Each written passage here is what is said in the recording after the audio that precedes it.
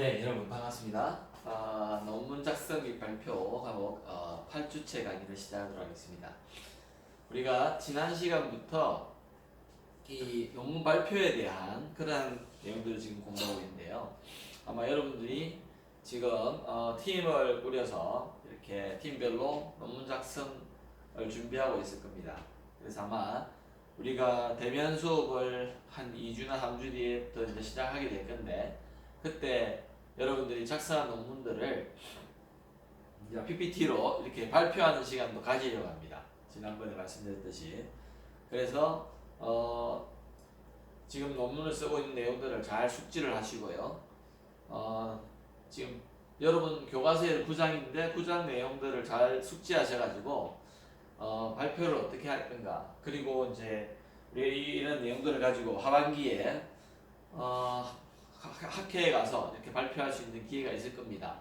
그럴 때 이번 시간에 배웠던 내용들을 잘 이용을 하여서 좋은 발표를 해보시기 바랍니다. 아까 복습을 할 겸 우리가 8장, 그러니까 책에는 9장 6절인데요. 그 내용의 구성에 대해서 우리가 한번 살펴보면요. 서론과 본론과 결론을 10%에서 80%, 10% 정도로 시간을 배정한다고 했습니다.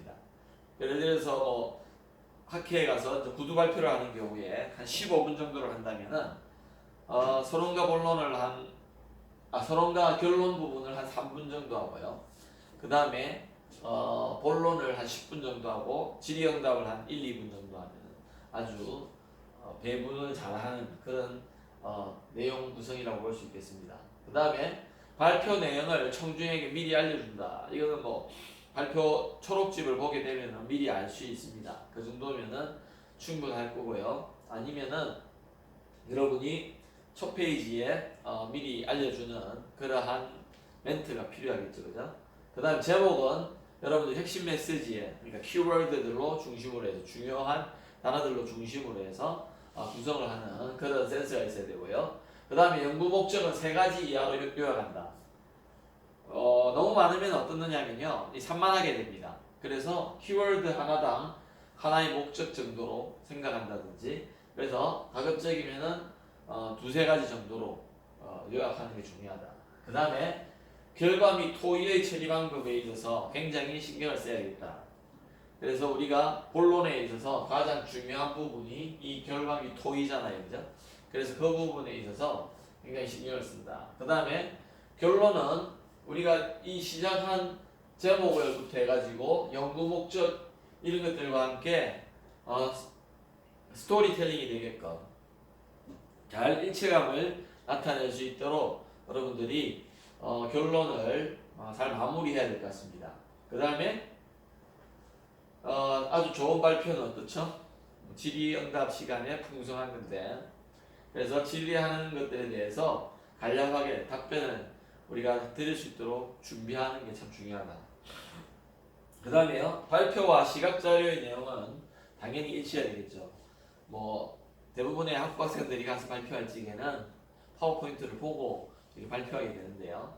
여러분들이 보고 하는 것보다 그 내용은 충분히 숙지를 해가서 그 내용들과 일치하는 슬라이드를 제시해주고 여러분들이 회중을 바라보면서 이 호응을 이끌어낼 수 있는 그 정도의 노력도 참 필요하지 않나 이런 생각을 합니다. 그래서 제가 지난 시간에도 말씀드렸는지 모르겠는데요. 여러분들이 이 발표 슬라이드를 준비해서 한 10번만 연습하면요. 한 10번만. 한 번 하는데 여러분 15분에서 20분 걸린잖아요. 그러면은 한 200분 정도? 10번 하면 한 200분 되죠. 그러면은 시간으로 따지면은 4시간이 충분합니다. 3시간 반 정도? 그 정도면은 충분한데요. 피드백을 또 해야 되죠. 조원들과.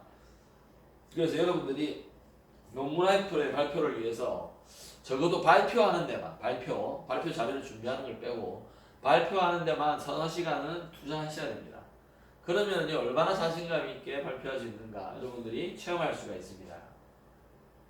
그 다음에 여러분들이 좋은 주제를 선정하기 위해, 예를 들어서 내가 실험한 것들에 대해서 충분히 많은 자료들을 가지고 있다고 볼 적에 우리가 발표를 하는 것과 좋은 데이터를 가지고 있는 건 조금은 다릅니다. 왜냐하면 그 가지고 있는 데이터들을 통해서 내가 발표할 주제를 여러분들이 정할 수가 있겠죠, 그죠? 좀 추려낸다고 표현해야 되나요? 그때 그래서 우리가 좋은 주제를 선정하기 위해서는 어떠한 이러한 단계별로 우리가 생각을 해야 되는가? 우선 발표의 주요 단계가 생각해야 되고 좋은 발표 주제, 그다음 좋은 목적인가, 권위 있는 지식인가, 연구 전략 이런 것들에 대해서 우리 생각하면서 좋은 주제를 선정해야 된다. 그래서 발표의 주요 단계를 보면요, 상황과 청중, 그러니까 내가 어느 곳에 가서 어느 학회라든지 아니면 어떤 모임에 가서 이런 어떤 청중들을 만나서 내가 발표를 할 건가에 대해서 사전에 분석이 필요하겠죠. 그 다음에 그걸 통해서 우리 주제를 선정을 해야 됩니다. 예를 들어서 내가 한강철에 대해서 하는데 고등학교 학생들한테 가서 발표하는 것과 그 다음에 우리 실험실에서 이렇게 하는 것과 그 다음에 대학원생이나 좀 더 전문가들을 위해서 준비할 때는 약간 자료들이 달라져야 되겠죠, 그죠? 그래서 우리가 상황과 청중을 분석해서 정해야 된다. 그 다음에 주제 연구와 목적 설정 이것들이 일치하게끔 우리가 계속 살펴봐야 돼서 주제를 발표 주제를 이제 선정하는데요. 개요의 사전 준비와 준비의 적절성한가 검토도 해보고요. 어떤 개요의 공식 준비와 발표 연습을 이렇게 합니다. 개요라는 게 뭐라고 그랬죠? 전체적으로 우리가 훑어보는 것을 말합니다. 이렇게 룩스루를 해야 된다는 거죠. 전체적으로 한번 보는 걸 말하는 거예요. 그래서 좋은 발표 주제는 어떤 주제인가 한번 생각해 봅시다. 발표자에게 중요하고 재미있는 것인가? 발표자에게 제 자신이 발표를 하는 데 있어서 여러분들이 여러분 스스로가 재미있고 흥미로운 주제를 선택해야 됩니다. 그래야지 그 일에 대해서 여러분이 더욱더 최선을 다하게 되고요. 보람을 느끼게 되고 또한 회중들에게 그것을 잘 설명할 수 있겠죠. 그 다음에 발표자뿐만이 아니라 청중에게도 의미 있고 중요한 내용이 되겠다. 그래서 그런 주제를 우리가 선정하는 것이 좋다. 그 다음에 청중의 요구에 맞는가. 예를 들자면요, 고등학교 가서 우리가 너무 깊은 신소재 분야의 연구 결과들을 발표하면 참 재미가 없어요. 뭐 우리한테는 중요할 수도 있겠지만 청중의 요구에 맞지는 않는 것 같습니다. 그러면 어느 정도인가 뭐 LED의 발생 원리라든지 있잖아요. 아니면 그들이 관심이 있는 태양전지라든지 이것들을 그냥 개괄적으로 그들이 좀 이해하기 쉽게끔 발표하는 그러한 주제 선택이 필요한 것 같습니다. 그 다음에 권위적인 지식을 가지고 있는가. 그래서 아주 이것들이 의미가 있고 그 다음에 가치가 높은, 그러니까 내 청중들이 매력을 느낄 수 있는 그러한 권위적인 지식을 가지고 있습니다. 그 다음에 정해진 시간에 발표를 하는 건 참 중요하죠, 그죠? 특히 학회 발표 가면요, 순서가 꽉 짜여 있기 때문에 충분한 연습을 해가지 않으면은 우리가 시간 내에 마치기 참 힘듭니다. 그래서 보통 요즘의 학회를 가보면 구두 발표를 할 적에 청중들의 질문을 발표 중에는 거의 허락하지 않습니다. 왜냐면은 좀 전문가인 경우라 하더라도 중간에 치고 들어오면은 이렇게 발표하는 뭐라 그래 진행이 좀 흐트러질 수가 있거든요. 그래서 뭐 주어진 시간에 발표할 수 있도록 함축적으로 발표해야 된다. 그리고 자세한 거는요, 발표를 마치고 충분히 나가서 또 의논할 수 있는 그런 뱅키 시간이라든지 어떤 다른 브레이크 타임이 있기 때문에 그때를 이용해야 된다.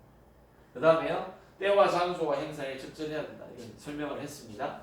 그래서 그런 것들에 대해서 충분히 고려한 상황에서 우리는 아주 좋은 발표 주제를 선택할 수가 있다.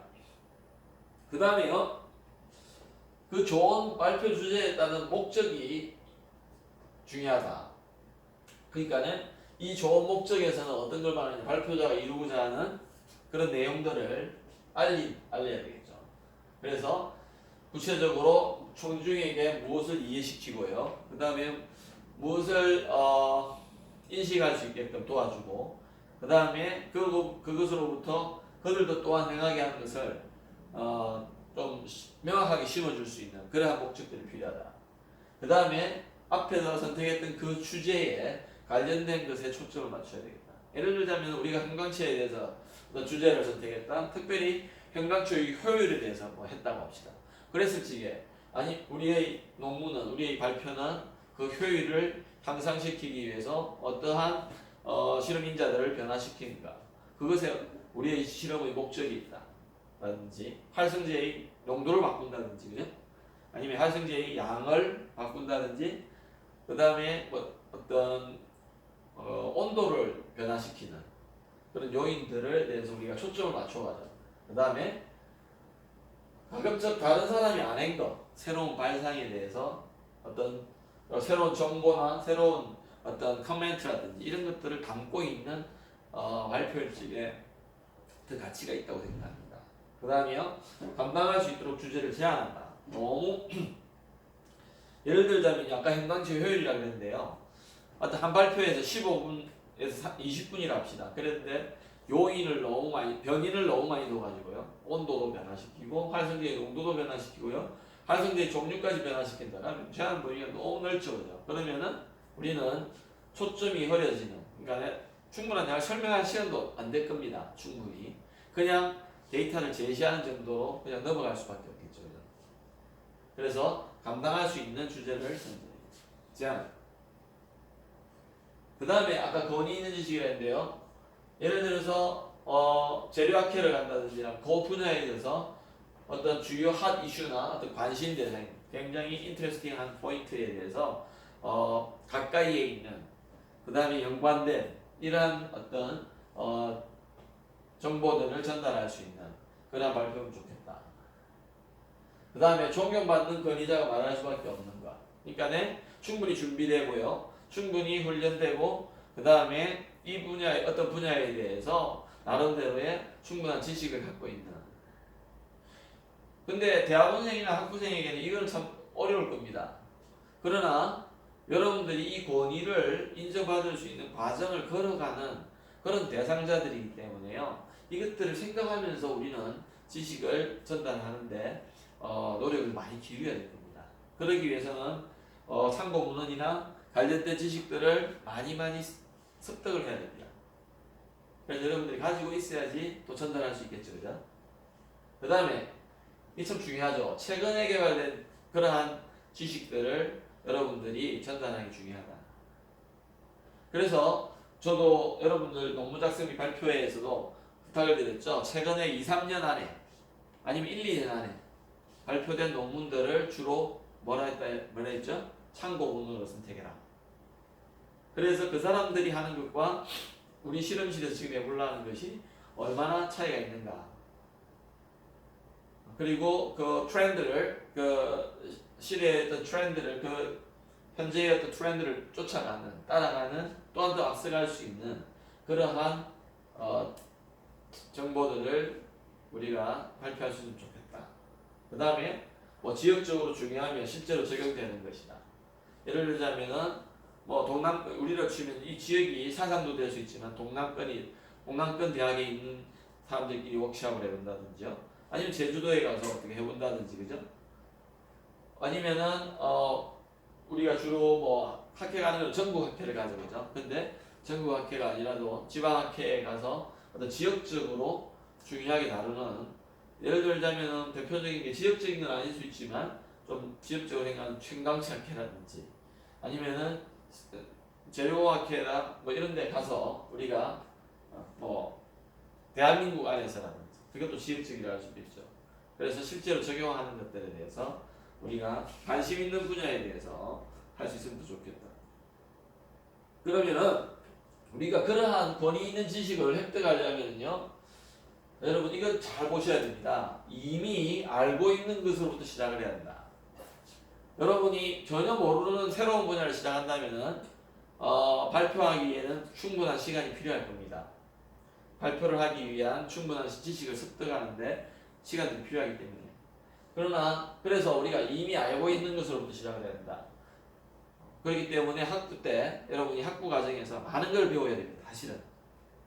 그래서 여러분들이 반도체에 대해서도 배우고요. 형광체, 자성체, 그 다음에요. 금속들에 대해서도 배우고요. 정말 광범위하게 배우죠. 그런 것들은 바닥에 잘 깔아두어서 기반이 되게끔 해둬야 된다는 겁니다. 그 위에 좀 더 전문적인 새로운 지식들을 쌓아갈 수 있게끔. 그래서 그 다음에요, 연구 전략이라는 걸 개발해야 된다. 처음에는 여러분들이 교수님들과 함께 연구를 시작하면서 교수님들이 시키는 내용들에 대해서 아마 해나갈 겁니다. 뭐 배우기 바쁘죠, 그죠? 장비 이용하는 것도 배워야 되고, 그죠? 그 다음에 논문을 처음 읽어보고 논문 서머라이즈 하는 것도 배워야 되고, 배워야 됩니다. 이게 했는데요. 그 다음에 어떻게 되냐. 연구 전략이라는 거를 작은 거부터라도 여러분 스스로가 짜봐야 됩니다. 그랬을 적에 여러분들이 좀 더 권위 있는 지식을 획득하는데 다가가는 그런 과정이 될 수 있을 겁니다. 다른 사람이 해놓은 것만으로는요, 결국 부족해요. 여러분이 설령 대학원만 지나간다 하더라도요, 그 작은 부분에 있어서는 여러분 스스로의 연구 전략이라는 게 필요합니다. 그래서 이게 참 중요하고요. 그 다음에 배경에 대해서 여러분 백과사전이나 좀 더 제너럴하고 일반적인 우리로 치면 기초물리학이나 현대물리학, 그 다음 재료 과학, 그 다음에요 그게 뭐죠? 태양광이면요 태양광 시스템 개론이라든지요, 이런 좀 1, 2학년에서 배우는 그런 과목들에 대한 충분한 배경 지식이 있어야 됩니다. 그 다음에 시기적절함에 대해서 신문을 참조한다. 왜냐하면은 신문에는요 좀 더 제너럴하면서 최신의 정보들, 그러나 만약에 전자신문 같은 경우는 굉장히 스페시픽하고 그런 특정한 분야이지만 일반적인 신문들을 볼 적에는요 정말로 그거는 권위 있는 지식만 적어놔야 되거든요. 대중이 보지만은.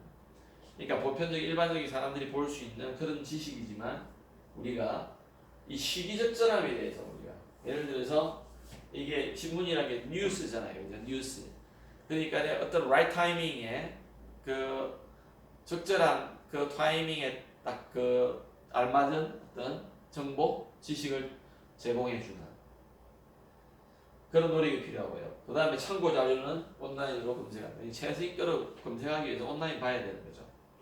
맞습니까? 왜냐면 오프라인 자체는요, 논문이 옛날에는 오프라인으로만 봤는데 오프라인만 하더라도 그 논문이 제출되어지고 적어도 3개월에서 6개월 정도 있다가 이렇게 나오게 되거든요.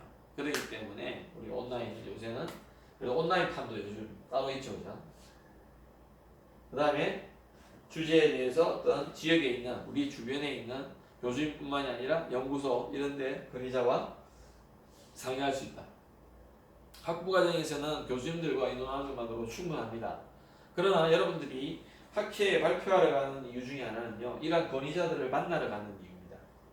근데 우리가 충분히 준비하거나 공부를 안 해가기 때문에 이분들이 강의를 들어도 별로 질문하거나 어떤 이분들과 의논해 볼 수 있는 그런 그 기회들이 잘 안 주어지죠, 그죠? 아마 그분들은 참 준비되어 있을 건데요, 우리 학생들이 그런 거에 대한 어떤 애착이나 관심이 없기 때문에 쉽게 준비를 못 해갑니다. 그렇기 때문에 여러분들이 이런 거에 대한 얻는 그런 이점에 대해서 잘 경험을 하지 못하는 것 같습니다. 우선 그 다음에 이제 서론을 어떻게 준비할 건가? 자, 서론 부분에 대해서는 청중을 만나서 초대하는 그런 단계죠, 그죠? 그래서 사실은 발표 중에서 아까 전에 본론이 참 중요하다 그랬지만 아마 이 발표의 성패는요, 이 서론을 하는 1, 2분 안에 그냥 거의 성패가 납니다. 그러니까 청중을 끌어들일 수 있느냐 없느냐, 그것은 서론 부분에서 우리가 결정이 나는데요, 청중의 시선을 참모으는 데 굉장히 필요합니다. 여러분들이 준비가 되어 있으면 되어 있을 만큼 자신감 있게 발표할 때 청중은 집중을 하게 되죠. 그 다음에 주제들도 굉장히 좀 매력을 끌 수 있는, 어떤 시선을 끌 수 있는, 관심을 끌 수 있는 그러한 주제 선정이 되어 있어야 되겠죠. 그래서 서론 부분에서는 이 발표를 여러분이 들어야 될 충분한 이유를 설명해 줘야 됩니다. 동기부여를 해줘야 된다는 거죠. 아마 청중들 중에서는요, 이 발표를 정말 기대하면서 온 사람도 있겠지만 또 또는 뭔지 모르지만 그래도 시간이 되어서 아니면은 어렴풋이 알고 온 거예요. 그런 세 부류가 있을 겁니다. 그때 우리가 이 서론을 통해서 충분히 메시지를 들어야 돼요. 한번 와봤다 하는 분도 참 의미를 두고 들을 수 있는 만한 그러한 서론 준비가 되면 더 좋겠죠. 그죠? 그래서 바로 나를 통해서 발표자를 통해서 정말 이거 와서 듣길 잘했어? 꼭 들어야 됐었는데 잘했다? 이런 거를 좀 이유를 밝힐 수도 좋겠다. 그 다음에 원하는 분위기를 그분들이 원할 수 있는 그런 분위기를 자꾸 고려하고 맞춰줘야 된다. 그리고 최선으로 할 수 있는 것을 고려한다. 그 다음에 메시지를 미리 검토해야 된다. 메시지를 던져주는 메시지를 여러분들이 충분히 검토하고 있어야 된다. 여러분 스스로는. 그러니까 발표 연습을 많이 해야지. 여러분들이 이걸 체크하면서 있잖아요. 발표 연습을 하면서 이게 제대로 전달됐는가? 요즘은 뭐 카메라 폰이 발달되어 있기 때문에 여러분 스스로가 여기 지금 세팅해놨듯이 이렇게 발표를 해보고 피드백을 해보면 굉장히 중요한 것 같습니다. 그 다음에 시간 제한을 염두에 둔다. 그래서 이거 발표 연습을 하면서 이것도 충분히 고려해야 되겠죠. 전체 발표 시간이 어떤데 난 저런 부분을 어느 정도 할 건가. 여기서 굉장히 조금 타이트하게 가져가야 됩니다. 안 그러면 뒤에 가서 굉장히 몰리게 되죠. 그 다음에요. 주의를 집중시켜야 한다. 그래서 청중을 참여시키는 이제 학회 발표 가서 좀 이런 게 어려운데요. 제 같은 경우에는 고등학교에 설명회라든지 또 특강을 하러 갈 때가 많습니다. 그럴 경우에 이걸 앞에 부분과 이 부분을 굉장히 중요하게 생각합니다. 아니면은요 정말로 한 20분 안 지나서 좀 졸기 시작하는 분들이 나오기 시작해요. 고등학교에 가서 해보면요. 그래서 저도 여기 나와 있듯이 개인 경험하고 자꾸 이것들 연계시키면서 예를 들어서 고등학교 가서 발표할 적에는 고3 때 어떻게 그 수능 시험을 준비했던가 뭐 그런 것도 가미하면서 한다든지요. 어떤 개인 경험을 연계시킴으로 해서 발표자의 경험을 그들이 조금 체험할 수 있게끔 하면서 흥미를 끄는. 그 다음에 수사학적인 어떤 질문을 던진다. 계속해서 이 참여를 시키기 위해서요. 일반적으로 하려고 하지 말고 저 같은 경우는 그냥 여러분하고 수업할 때도 그렇지만 그냥 수사학적인 걸 좀 넘어서 진짜로 좀 참여시키기 위해서 이렇게 질문을 던지는 경우가 많은 것 같습니다. 그 청중이 그 학생들이 충분한 사고를 하면서 대답할 수 있는 시간을 드리려고 합니다. 근데 우리나라의 학생들은 이 발표라든지 대답을 하는 이 문화에 참 익숙하지가 않아요. 어려서부터. 요즘은 많이 좋아졌다고 하지만. 그래서 저는 이 질문을 좀 잘 던지는 편이라고 생각을 합니다. 그러면서 어떻게 해야 돼요? 의구심을 불러일으키는 거예요. 그러니까 의문점을 가지면서 관심을 자꾸 더 유발시킬 수 있는 그러한 우리가 어떤 행동의 작용들이 필요하다. 그 다음 이야기를 말하고요. 극적인 예를 든다. 조금은 과장을 해서는 안 되겠지만요. 그것들을 좀 더 잘 묘사하고요. 재미있게 하기 위해서 극적인 예를 든다.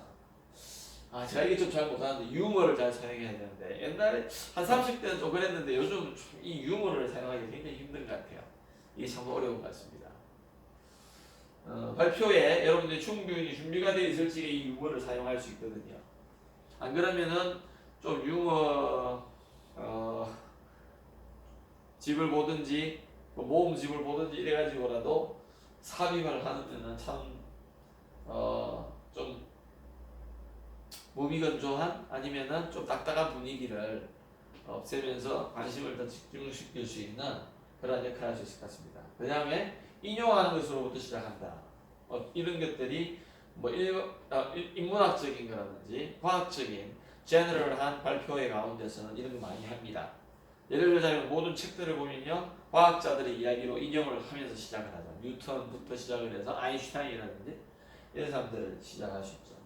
그리고 또한 청중을 깜짝 놀라게 함으로 해서 이렇게 청중이 집중할 수 있도록 노력을 한다는 거죠. 그 다음에요. 서론만큼 또 중요한 게 결론 준비인데 마무리 어떻게 지을 것인가.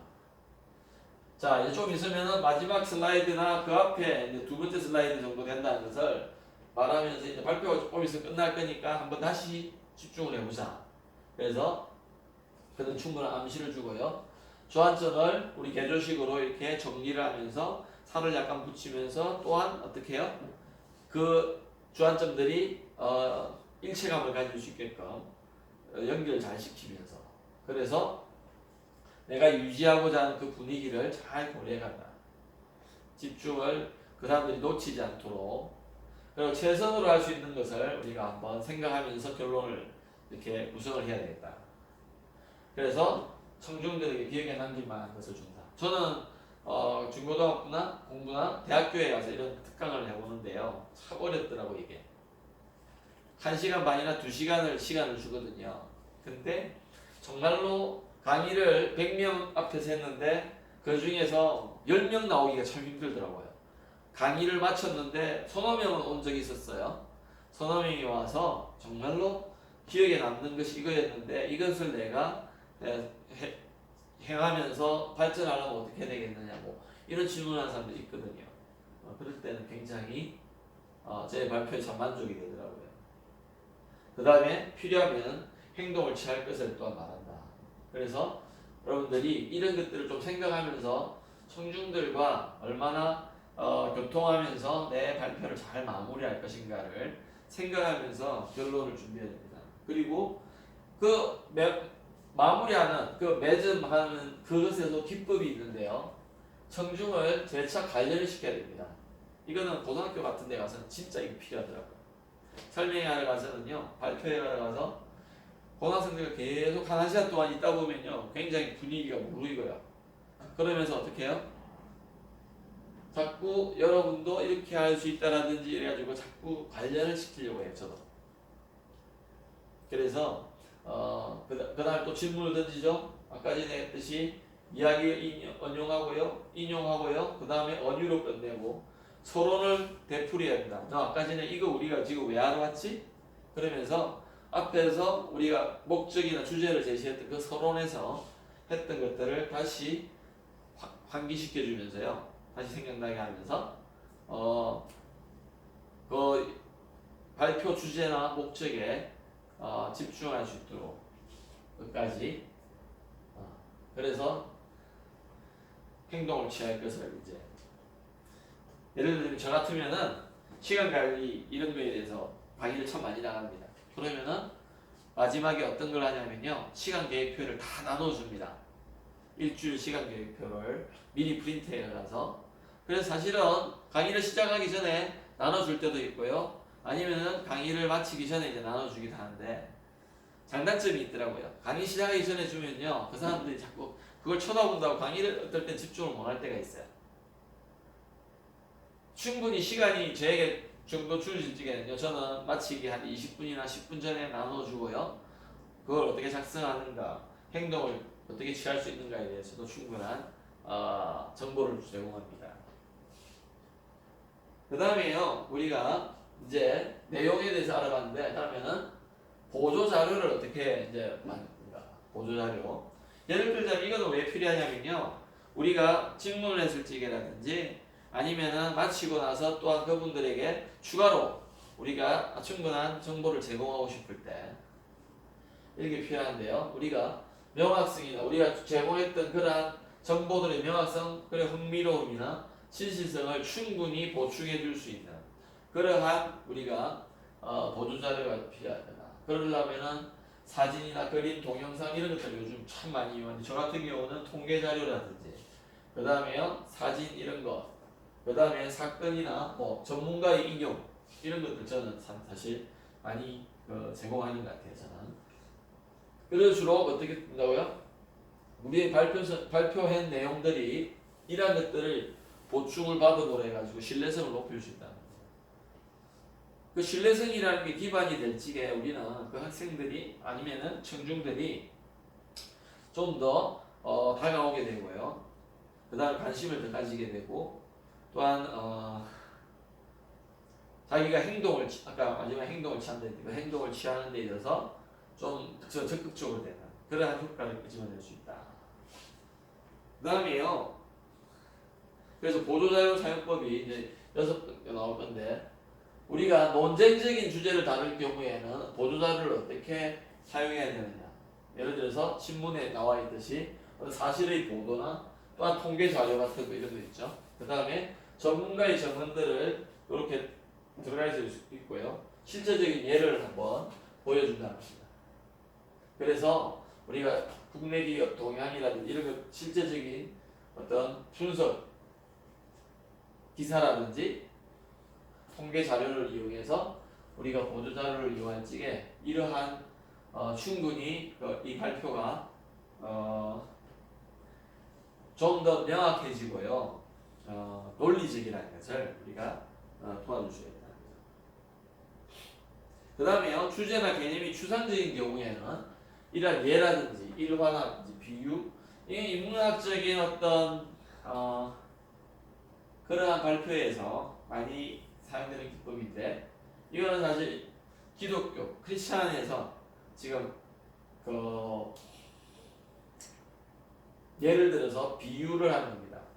그래서 죄라는 것이 무엇인가? 그리고 예를 들어서 뭐 하나님하고 사람과의 관계가 이 죄라는 것 때문에 멀어졌는데 이러한 사파를 넣음으로 해가지고요. 아 이게서 떨어져 원래 이렇게 붙어있던 게 죄로 인해서 나눠졌구나 하는 것들을 그림을 통해 쉽게 우리 비유를 통해서 쉽게 알 수 있죠.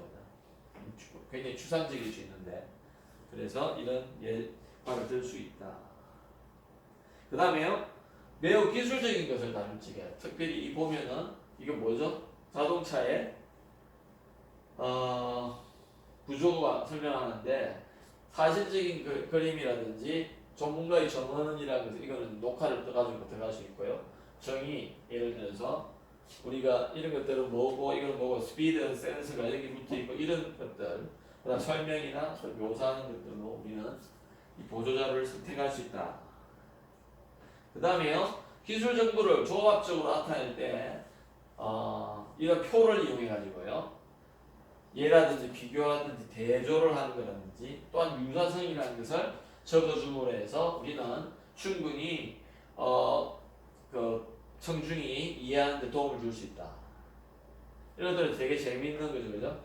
여기 몇 년도에 있나가는 여기 98년도 판이네요. 그럴 적에 자동차 보유대수는 미국, 영국 이런 데 있고요. 와, 이런 데 있군요. 단위가 1000대입니다. 그래서 교통사고 사망자 수도 이래 돼서 1만 대당 사망자가 갔는데 한국이 너무나 많다는 거죠. 비교해도. 상대적 비교해도 뭐 10배, 일본의 그 8배고요. 미국의 6배 정도 될 만큼 많다는 겁니다. 그래서 우리가 교통안전 이 백스에 나와 있는데 이걸 통해서 이제 어떠한 정보를 하면서 이걸 제시했는지 정확하게 잘 모르겠는데요. 우리가 좀 더 안전운전을 해야 되겠다든지 이런 것들은 충분히 제시했다고 봅니다. 좀 더 빨리 가볼게요. 그 다음에 감정을 이제 북돋을 때 이 뭐라 그러냐 청중의 참여도를 높이고 이해도를 높이기 위해서 정언이라든지 이해라든지 일화 대비한 이런 유사 이런 것들 뭐 우리가 5.18 강주민주항쟁 같은 거를 설명할 적에는 이런 사진들이 충분히 필요할 것이고요. 중간에 대비해 두었다가 어떤 동영상으로 정언을 듣는다든지 저는 사실 이거를 미국에 유학 가서 처음에 이걸 듣는 뭐 1시간 반 정도나 듣는데요. 한국에서 사실 이런 거 못 봤거든요. 그때는 되게 민주항쟁 이거를 금기시했어요. 제가 90년도에 미국 갔는데요. 근데 미국에 가서 이걸 진짜 발표를 들으면서요. 누가 와서 어디서 발표해 줬어요. 뭐 5.18 뭐 민주항쟁 무슨 본부였던 것 같아요. 근데 이거 이런 형식으로 해가지고 다 보여주는데요. 와 진짜 좀 굉장히 동의가 많이 되고요. 참 많이 느꼈습니다 그때. 참 도움이 많이 됐는데 지금 이거 보니까 기억이 나네요. 마지막으로 보면은 보조자료 사용법에 있어서 이야기 주제가 청중들이 생각과 동떨어질 때 이거 어디죠? 예를 들어서 뭐 이라크 전쟁 나옵니다. 와 우리 굉장히 힘들잖아요. 그럴 적에는 아까 마찬가지로 예라든지 일화, 묘사, 비유, 유사 이런 것들 요즘 굉장히 많이 나오죠. 굿네이버스라든지 이런 것들 보면은 집에 앉아서 편하게 보는데 와 그런 거 보면은 참 일체감이 안 들거든요. 근데 계속 보고 있으면은 조금 어떤 우리의 감정을 동화시키는 그러한 부분들이 있는 것 같습니다. 그래서 여러분들이 보도자료를 어떻게 스택을 잘해서 발표의 묘미를 더하는가, 이것도 참 중요한 내용인 것 같습니다. 오늘은 여기까지 하기로 하고요. 다음 시간에 계속해서 이 발표하는 것에 대해서 여러분들과 함께 나누도록 하겠습니다. 수고하셨습니다.